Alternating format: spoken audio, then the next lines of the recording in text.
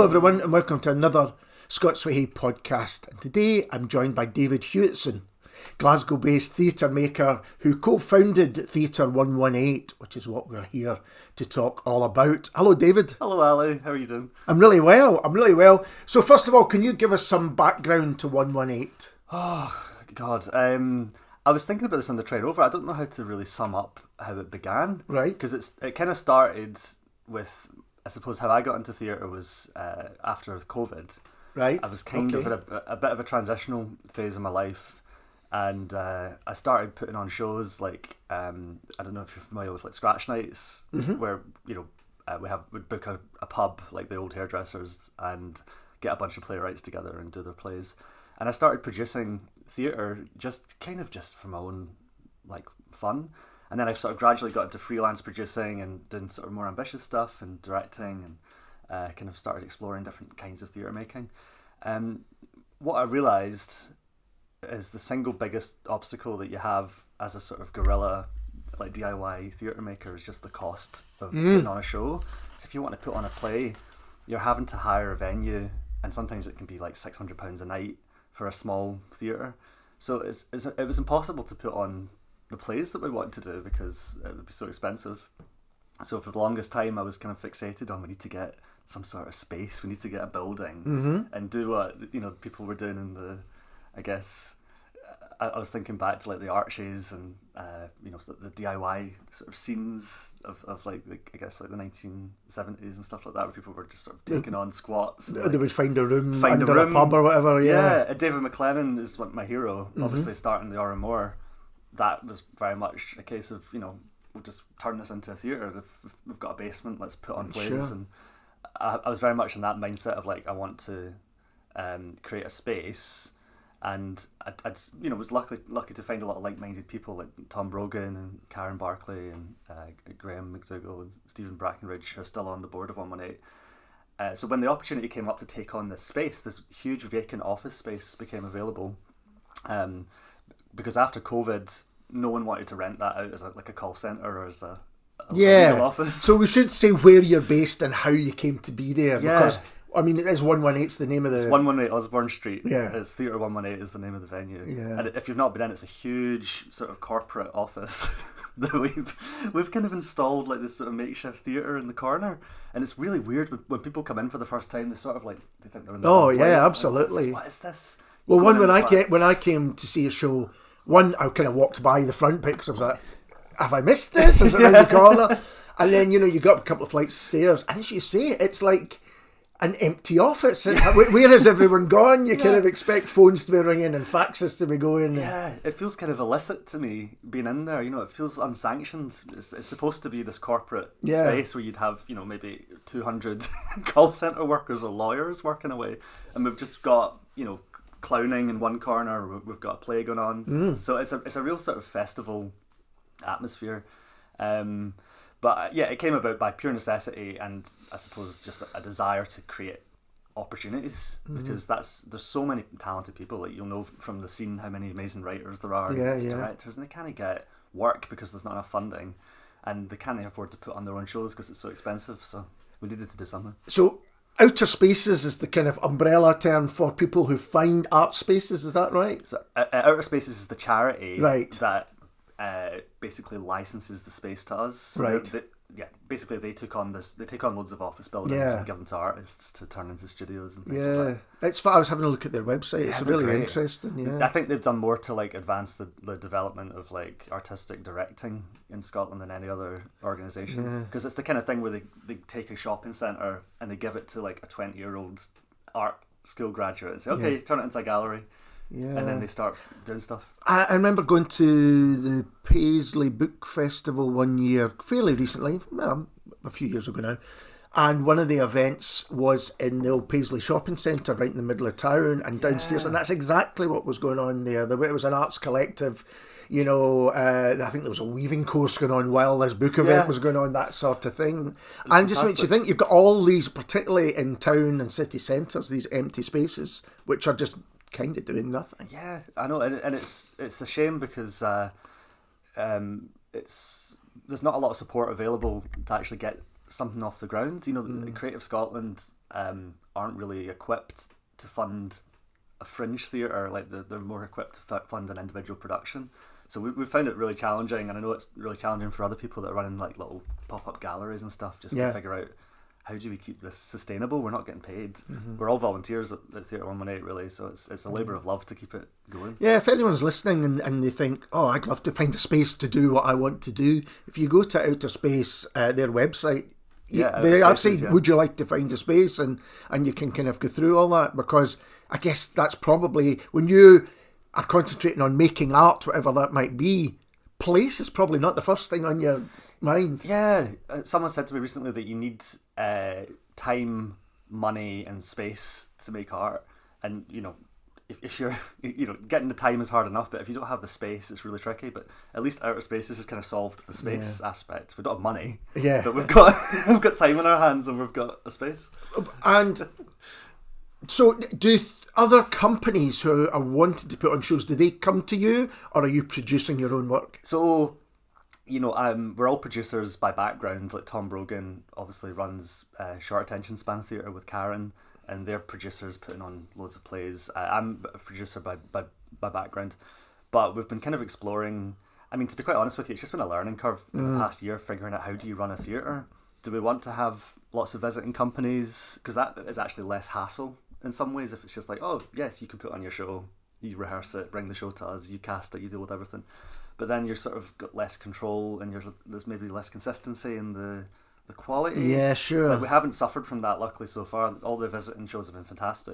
But it is just something that I'm learning, is like, it's very different to be like a producing theatre and to have your fingers in and about everything, and which is what I'm used to, compared to being like a receiving house where people are just touring things around and bringing them. So we're trying to figure that out. I think probably a bit of both. There are some amazing like touring theatre companies in Scotland, like Fox and Hound Theatre, Pure Class Theatre, Paper Hat.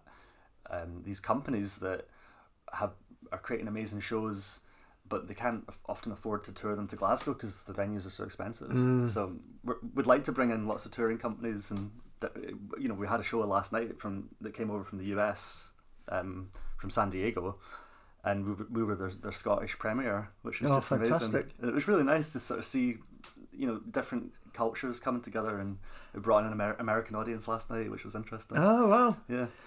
And I guess what you really want is 118 to be, I guess any company wants this to be a kind of guarantee of quality. Yeah, absolutely. Yeah. So people go, there's a show and it's a 118, I don't even have to know what it is, I want to go and... Yeah, I think it's like a restaurant. Yeah. I think there's a lot of parallels between hospitality and theatre, and that you want to really make people feel at ease and feel like they're going to have a good night. And that's often more important than the food.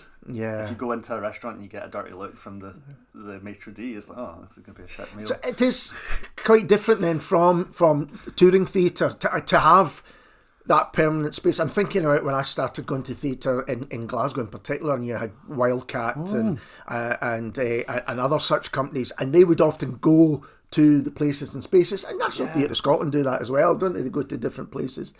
So there's a kind of different dynamic going on with having a space that people know where to go. I wish I could have seen a Wildcat show. Yeah. I'm obsessed with that company. They're fascinating. Did you see a lot of their stuff? I saw quite a few back in the day. Dave Anderson and various other people. In fact, I was watching, there was a programme on BBC Scotland last night about the comedy show City Lights, which was in the 90s. And a lot of Elaine C. Smith and people were involved in that kind of theatre scene. And I'm trying to think, who was the other company that... was it around the same time? It was around about the same time. There was Tag Theatre, definitely. A lot of them are kind of, they often did things in the Tron as well. Rain Dog, right.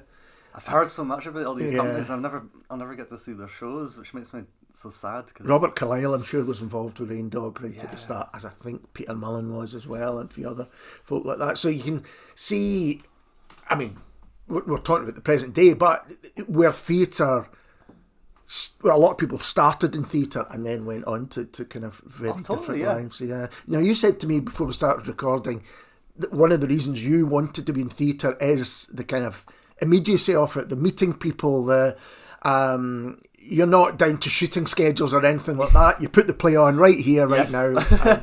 Is that right? I think just by nature, I've got ADHD, I'm always doing like a million things at once. So I love to be able to just immediately do stuff without a lot of faff. Like, it's why I really like stand-up comedy. Before I was doing theatre, I was really kind of into stand-up, because you just turn up and do it. And I find film and TV, and it's funny because like my background before all this, I was a programmer.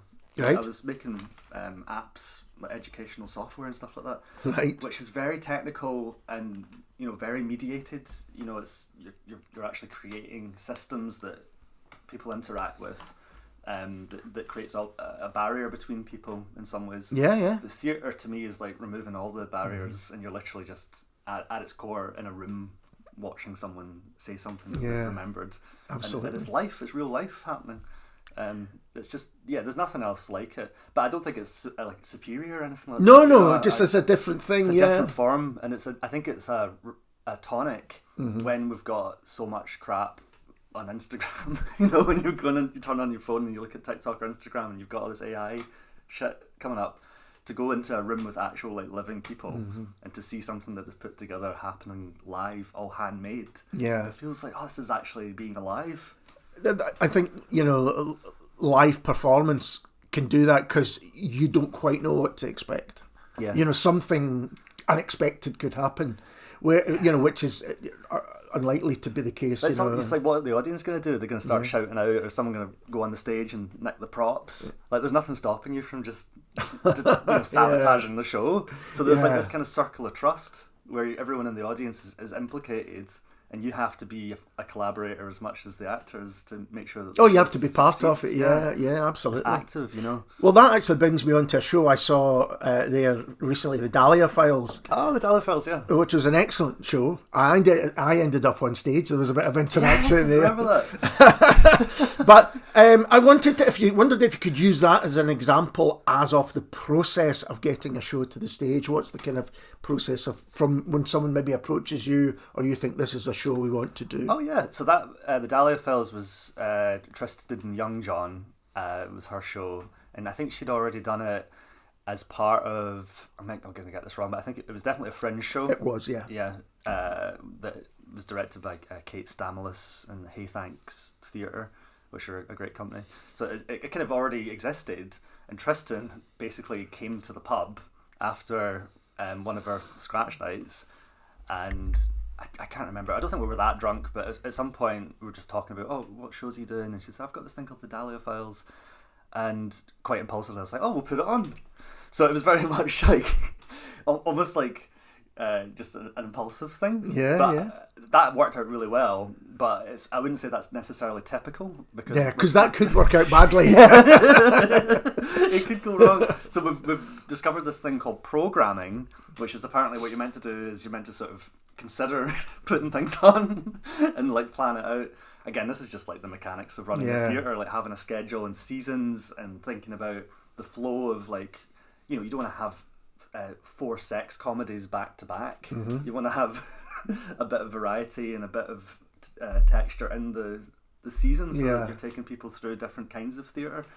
And so this is all stuff that I've been learning about literally in the past 6 months. But when the Dahlia Files came about, it was literally just an impulsive, let's put it on. Which is kind of nice as well, because I think that ability to say, let's put it on, was what allowed like Andy Arnold to get the Arches on its feet. That was very much a low bureaucracy way of working, that you're not sitting there filling out funding applications and waiting for 14 weeks to get responses. Like Andy would say, yes, we'll put it on. Let's do it, yeah. Here's a room.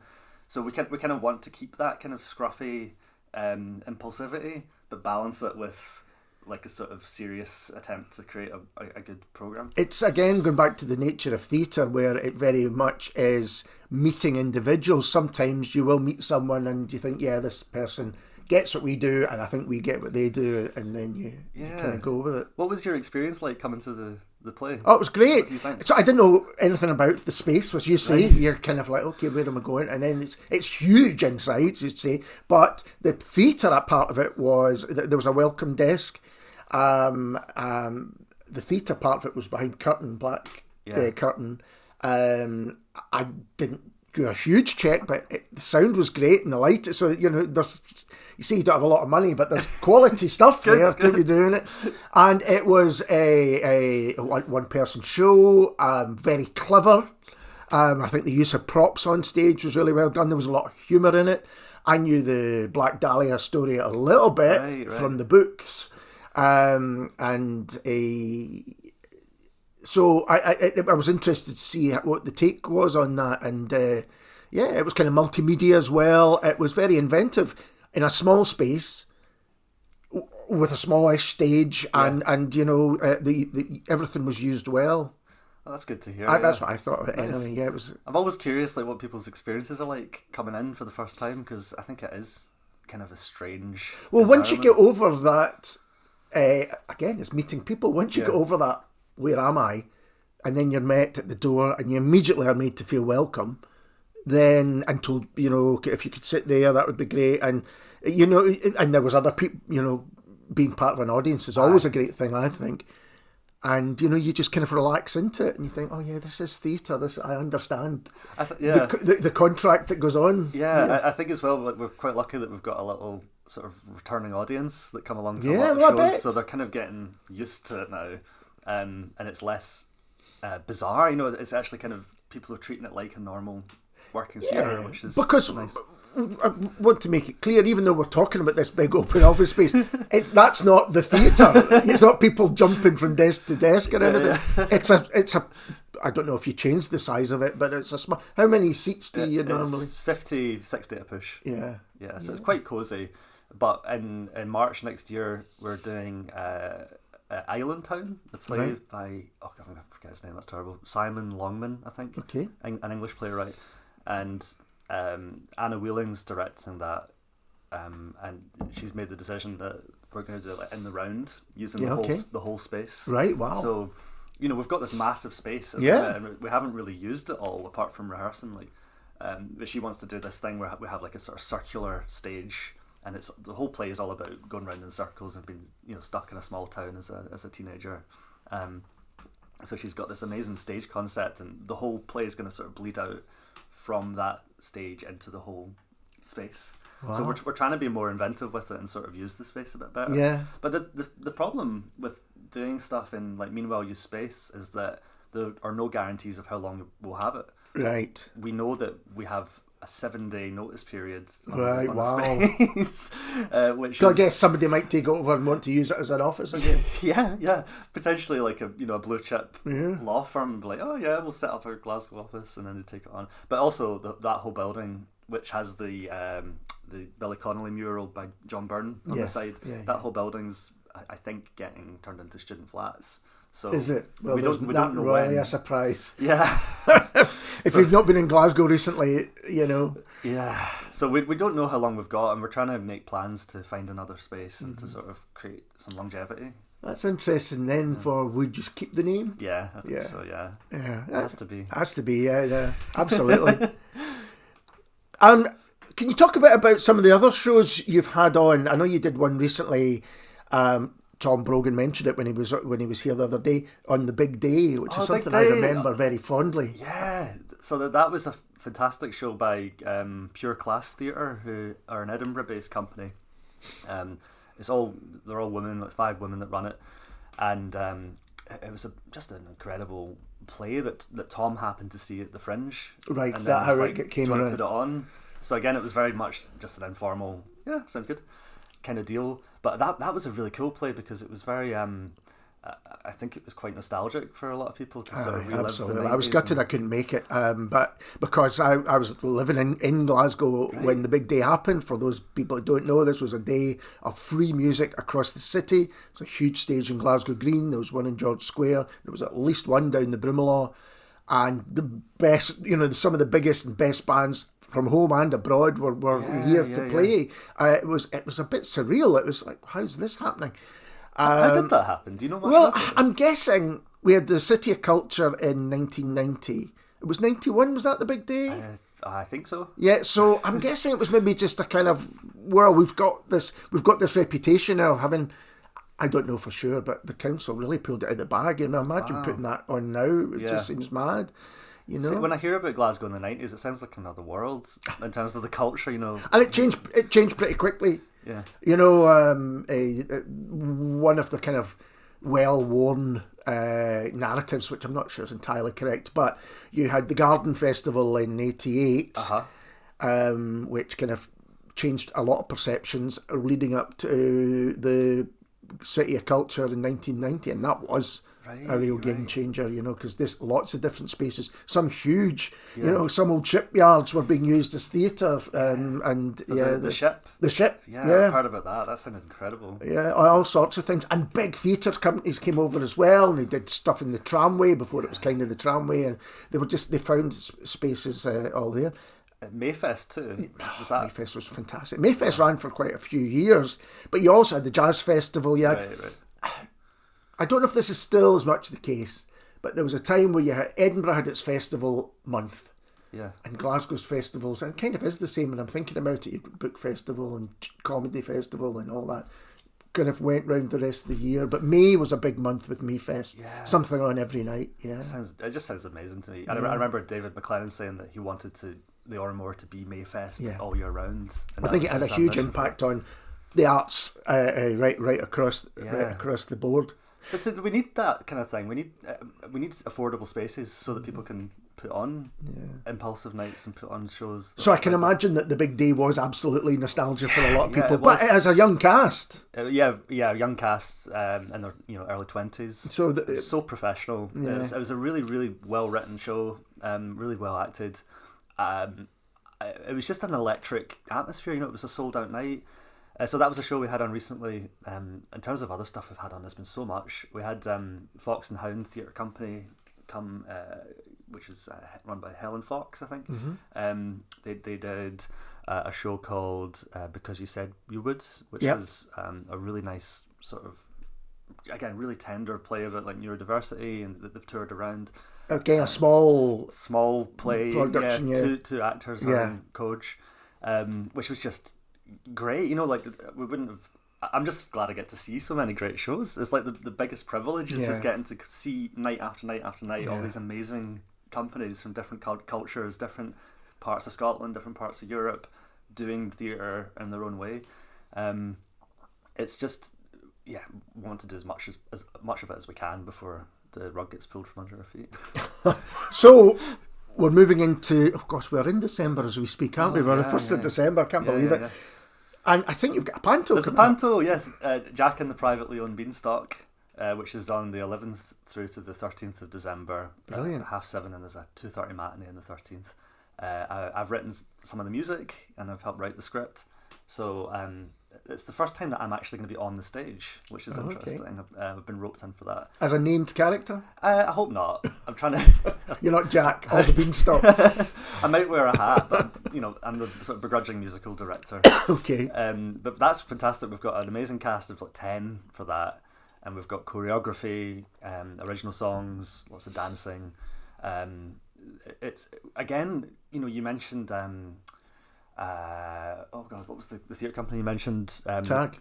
No, after 784. Wildcat, yeah. And I remember talking to Sandy Nelson. Yes. And he was telling me about how Wildcat, the way they would work out their shows was they would do the musical arrangements together in the room, and whoever wasn't in the scene would be like, okay, you can play the drums, on you go. Oh, yeah, you can play it, on you go, give it a shot. And they would sort of assign the parts and work out the arrangements that way.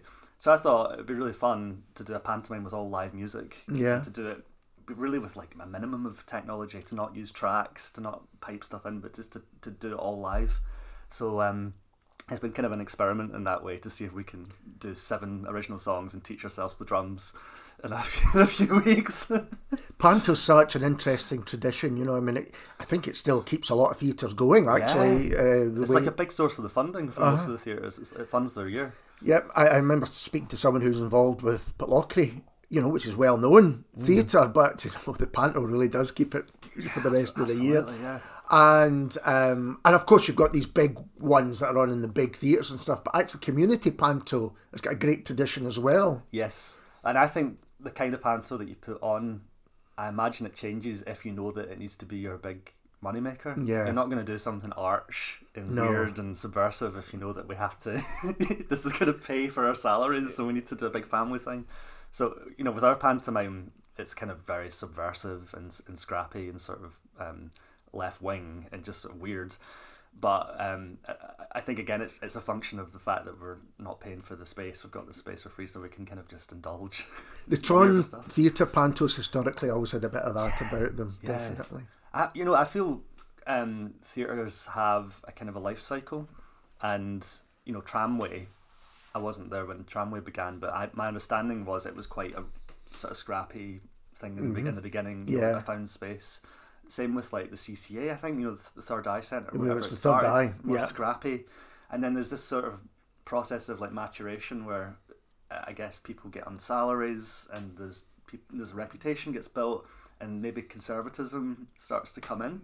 And I think what I've noticed is that there aren't enough young theatres, not in terms of like the ages of the people involved, but like there aren't enough early theatres trying out things in a kind of an experimental way, which goes back to your original point about time, money, and space, place. That's the difficult thing, and if you're starting out, it's increasingly difficult to find. Yeah, absolutely. And the theatrical ecosystem depends on people being able to do interesting new stuff, because it would be tragic if we only had the same 4 or 5 directors directing all the time and the same 4 or 5 playwrights. There needs to be smaller stages that people have a realistic chance of actually getting their work staged. And as an audience, places that people can go and maybe take a bit of a punt on. Yeah, totally. You know, if you're going to National Theatre, you're going to something as grand as Scottish Opera, it's a chunk of money to go there. Yeah. If you're going to something you think, oh yeah, like that sounds interesting. Yeah, totally. And you know Marco Pierre White, the chef? Yes, I do. He's someone I kind of admire him. I've got a complicated opinion of him because I don't know about his politics and everything. I used to be a chef, and he was one of my first kind of, because he looked like the kind of rock star. So somebody bought me the book way back. So I get that. I get the complexities of the character. Well, yeah, it's a complex. I'm fascinated by him. But you know, you'll know this anecdote that he was talking about when he was getting his Michelin stars. It was fun when he was playing an attacking game, and he was trying to build the reputation of his restaurant, and he was trying to, you know, challenge the establishment. But once he'd got the Michelin stars, suddenly he only had something to lose. Yeah. And I feel that's what's happened with... And you're almost playing it safe to hang on to that. I think that's what's happened to Scottish theatre.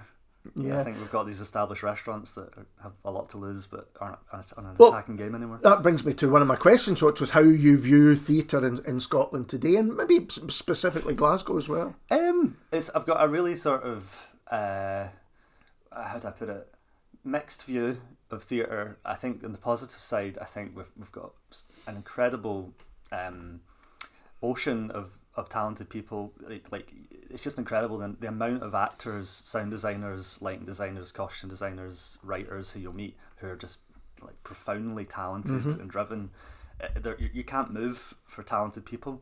At the same time, funding environment is dire, and there's not enough funding for professional work. And there's not enough space, as I was saying, like for fringe work, for DIY work. So I would describe Scottish theatre as constipated. Yeah.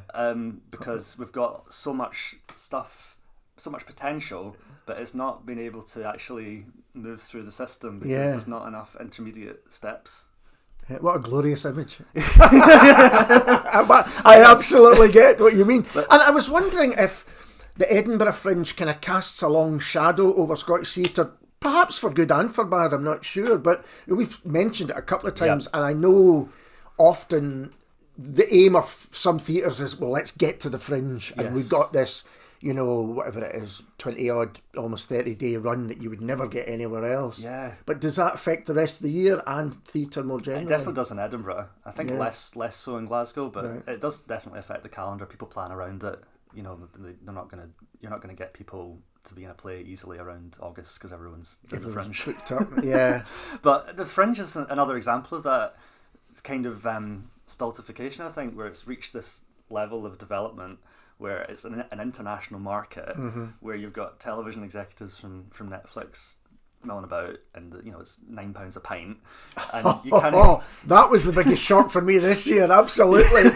Okay. It's like there's no scope for fringe work. Yeah. Apart from like maybe the free fringe, which I'm a big admirer of. Yeah, sure. But again, spaces are taken up. I always found the fringe interesting because you would not just get plays upstairs in a pub, but in the foyer of a hotel, or when in an old railway arch or whatever it might be. Yeah. I think the problem with Edinburgh again is the cost of the accommodation. Yeah. If you're going to be doing it for 30 days, you're either going to be independently wealthy, or you live local. So there are like a lot of interesting. Sort of, I would describe them as working class theatre makers in Edinburgh who are living in the city and who are also finding ways to do fringe shows at a fraction of the cost. But I spoke to a few of them actually for the fringe this year in particular, and they went, well, the reason we can do this is because we're on the bus down the road. Right, yeah. That's the major thing. That otherwise it would be almost impossible. No, absolutely. What I've learned is theatre and the arts is full of hidden subsidies, and the people who are able to make theatre often have some situation in their life that makes it possible, whether that's like a wealthy partner who lets them spend their time writing rather than working in a shop, or if they've got someone like Tom Brogan, for example, who's just got such a capacity for actually sitting down and getting the work done. Like he sits down to write and he'll sit there for like 10 hours and just draft pages and pages of stuff. Total dedication. But a lot of the time, I think it's not always obvious. When I was first getting involved in theatre, I wasn't sure how some people were so getting so many opportunities, and they were seeming to be in work all the time. But often it's because they've got money, or they're on benefits, or there's some way that they're able to subsidise what they're doing. So it often feels like class issues come up a lot with the stuff we're talking about at Theatre Mum and 8, because we want to support people that are on a low income or who are maybe more in the fringes of society. But systemically, it's just impossible to do, for example, the Edinburgh Fringe, if you don't have the money to pay for the accommodation. It's just impossible to put on a show at courtiers if you don't have the money to hire courtiers and all this stuff. So, yeah, money's complicated with theatre. Yeah, I know, absolutely. Again, go back to, even if you've got the talent, which is there, you also have to pay the talent, or you should be paying the talent. Yeah, absolutely. But this is the thing, like, even if you're a successful working actor, there's still not enough work. Yeah. There's nowhere near enough professional work to go around. So it's really frustrating being in Scottish theatre, because you're seeing so much potential, and it's just the sense of like, if the country could just go a little bit in a different direction, and we could have a bit more council housing, for example, would make the arts a lot richer if we had more affordable housing, if we had more affordable travel, free bus travel, for example.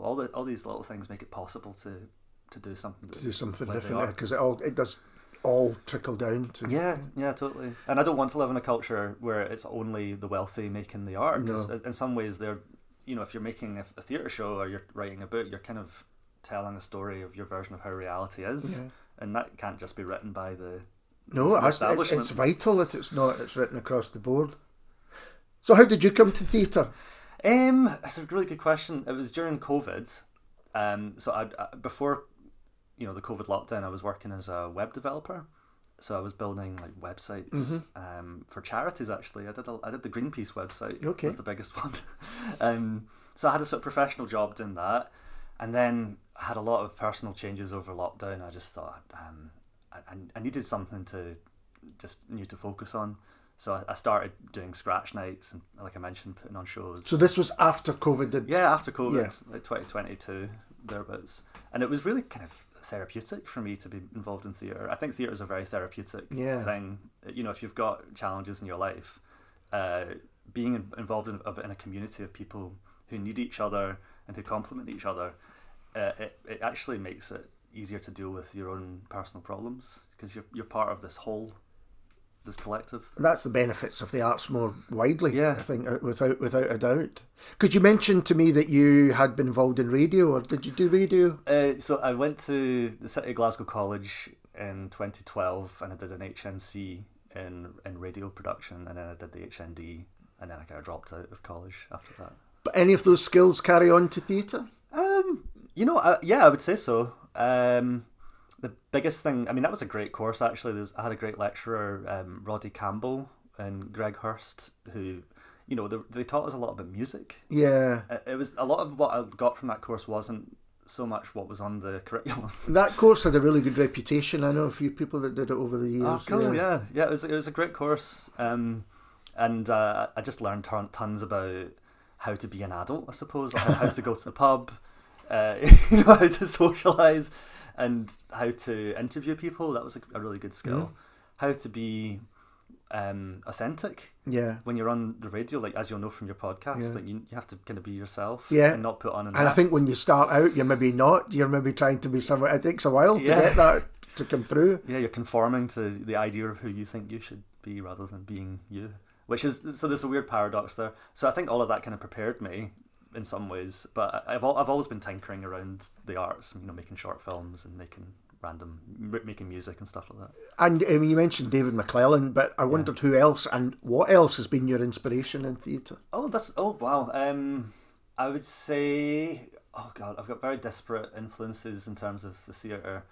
I think David McClellan and that whole 784 Wildcat ethos is a huge contributor to my mindset around making theatre.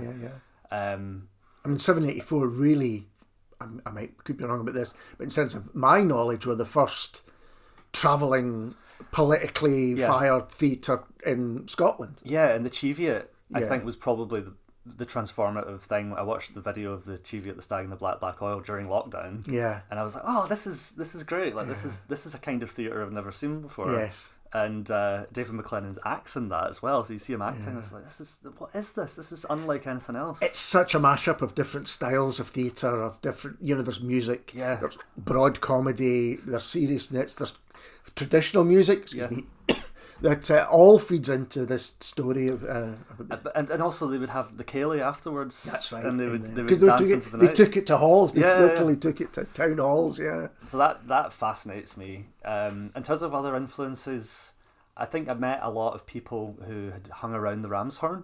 Right. So people like Julie Calderwood, again, Tom Brogan, Karen Barclay, Kenny Burnham, James Keenan...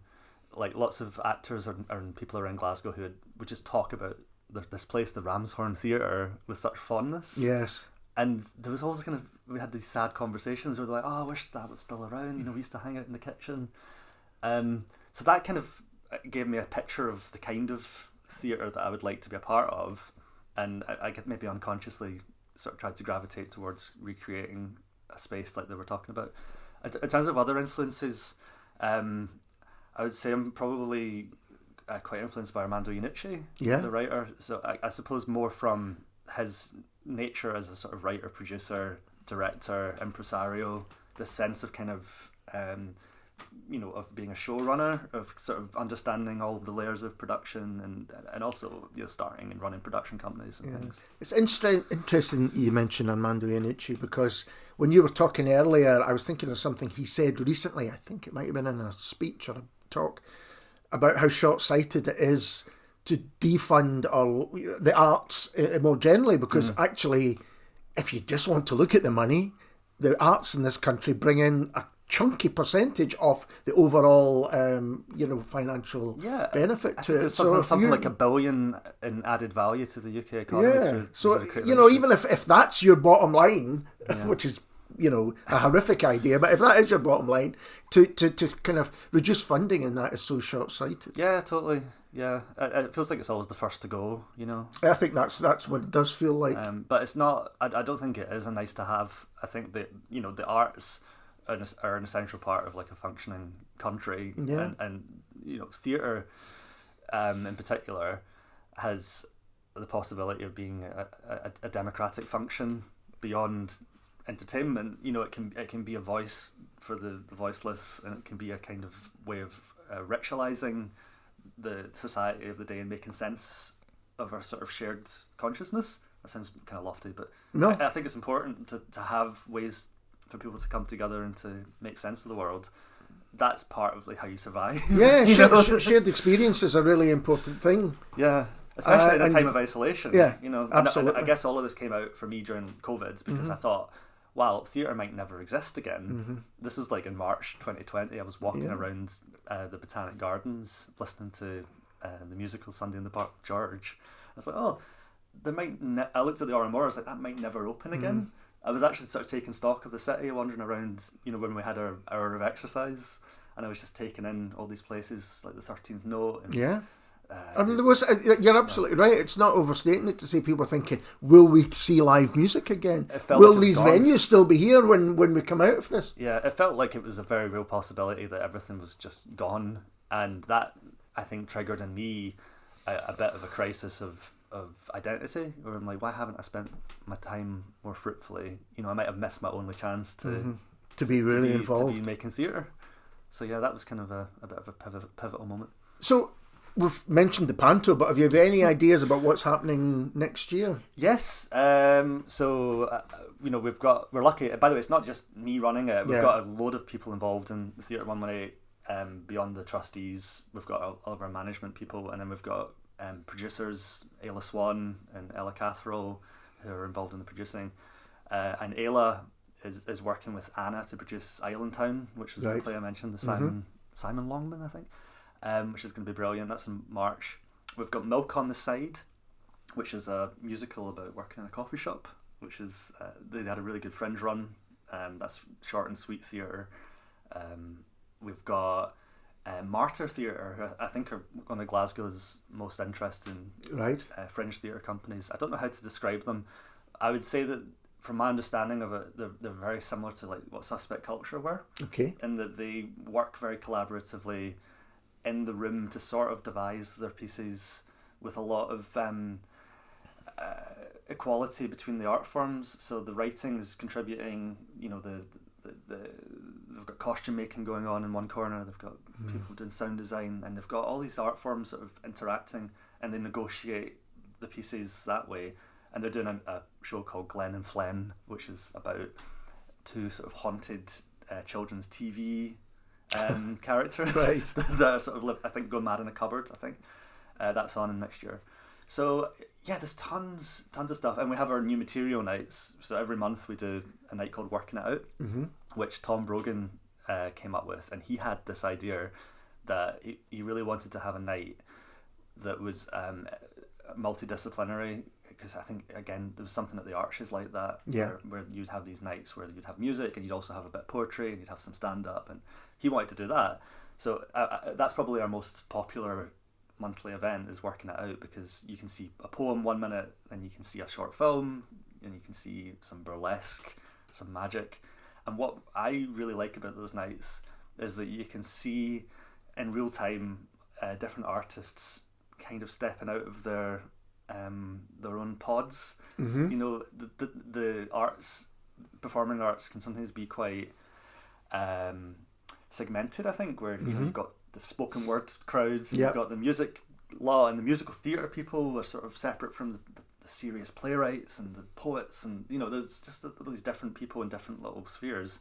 But with these nights, we've started to see people trying a bit of acting. Maybe they've been doing poetry, and they try acting, or they do a short film after seeing someone do a short film. So it kind of gives everyone permission to explore other art forms, which I really like. So we'll be continuing those, and that's also the entry point for Theatre 118. That's kind of open to everyone. So anyone can do it to 10 minutes basically, and they can sign up. So where can people find out about everything? Where's the best way for them to do that? So one of my Christmas projects is to build the website. We haven't got a website yet, but we have an Instagram page, and if you go to theatre118.com, it'll take you to our link tree where you can see the Instagram, and we have all the events on there. Excellent. Yeah, you've got to see your talents will come in to build this website. After I'm avoiding doing it. I don't want to do it. David, thank you so much for taking the time to talk to me. It's been fascinating to hear about 118 and about everything else. Thank you so much for having me. Really nice to see you. And we'll be back soon with someone completely different.